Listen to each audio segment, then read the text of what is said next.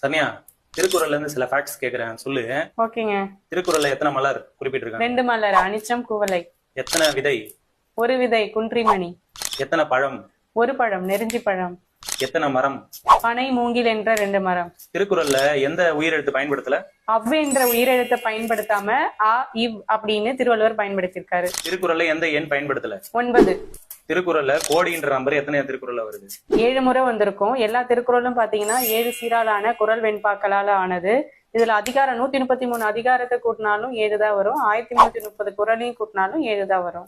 அந்த 7 வந்து எத்தனை திருக்குறள்ல வருது? 8 இடங்கள்ல வந்திருக்கு. திருக்குறள் முத எப்ப வச்சுட்டாங்க சனியா? 1812. திருக்குறள் எதுல தொடங்கி எதுல முடியுது? அகரத்துல தொடங்கி நகரத்துல முடியும். அகர முதல எழுத்தெல்லாம் ஆதிபகவன் முதற்றே உலகு. கூடுதல் காமத்திற்கு இன்பம் அதற்கின்பம் கூடி முயங்க பெறின். திருக்குறளுக்கு முத உரை எழுதுந்து யாரு? மணக்குடவர். அது சிறந்த உரை யாரு? பரிமேலழகர். காலத்தால மூத்தவர் யாரு? தர்மர். திருக்குறள்ல மொத்தம் எத்தனை எழுத்து இருக்கு? 42,194. அதுல அதிகமா பயன்பட்ட எழுத்து எது? நீ ரன்னகர நீ பயன்படுத்தியிருக்காங்க 1705 முறை. ரஷ்யால அணுத்துளைக்காத கிரெம்லின் மாளிகையில வச்சு பாதுகாக்கிற ஒரு தமிழ் நூல் என்னன்னு உனக்கு தெரியுமா? திருக்குறள். ரஷ்யால மட்டும் இல்ல, இங்கிலாந்துல ஒரு அருங்காட்சியகத்துல பைபிள் கூடையும் வச்சு பாதுகாக்கப்படுது. அது மட்டும் இல்ல, இங்கிலாந்து நாட்டை சேர்ந்த விக்டோரியா மகாராணி காலையில எழுந்ததுமே படிச்ச முதல் நூல் திருக்குறள் தான். அப்படியா, சூப்பர். திருக்குறள்ல ஒரே ஒரு தடவை பயன்படுத்தப்பட்ட எழுத்துக்கள் எத்தனை?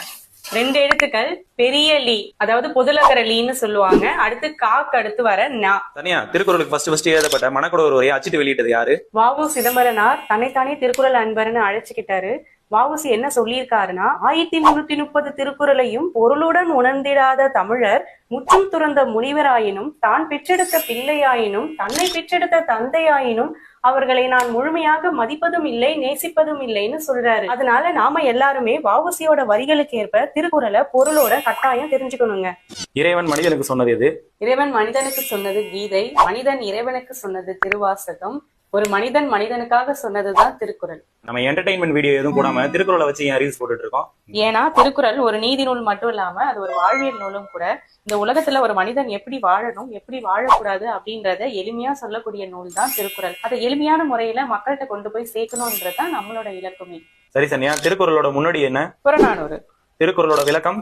நாலடியார். குட்டி திருக்குறள்னும் நாலடியார் சொல்லப்படுது. திருக்குறளோட பெருமை உணர்த்துற நூல் எது? 53 புலவர்களால் எழுதப்பட்ட 55 பாடல்களை கொண்ட திருவள்ளுவ மாலை. தமிழுக்கே கதின்னு சொல்ற நூல்கள் எது? கதி என்றால் காக்கு கம்பராமாயணமும் தீக்கு திருக்குறளும் கதின்னு சொல்லப்படுது. அதாவது தமிழுக்கே கதி என்று அழைக்கப்படக்கூடிய நூல்கள். திருக்குறளை முத மொழிபெயர்த்தது யாரு?